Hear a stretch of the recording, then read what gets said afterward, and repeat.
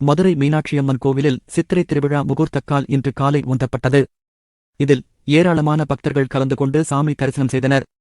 மதுரை மீனாட்சியம்மன் கோவிலில் நடக்கும் திருவிழாக்களில் உலக புகழ்பெற்றது சித்திரை திருவிழா. இந்த விழாவில் மதுரை மாவட்ட மக்கள் மட்டுமல்லாமல் வெளி மாவட்ட மக்களும் கலந்து கொள்வர்.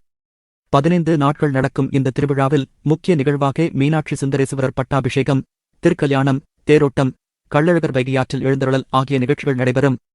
ஆற்றில் அழகர் இறங்கும் நிகழ்ச்சியில் லட்சக்கணக்கான பொதுமக்கள் கலந்து கொண்டு சாமி தரிசனம் செய்வர்.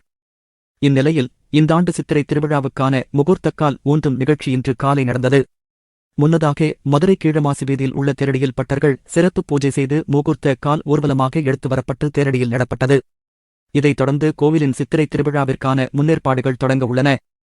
இந்த ஆண்டு சித்திரை திருவிழாவில் ஏப்ரல் 12 தேதி கொடியேற்றம், ஏப்ரல் 19 தேதி மீனாட்சியம்மன் பட்டாபிஷேகம், அதனைத் தொடர்ந்து ஏப்ரல் 21 தேதி மீனாட்சி சுந்தரேஸ்வரர் திருக்கல்யாணம், 22ஆம் தேதி திருத்தேரோட்டம் நடக்கிறது.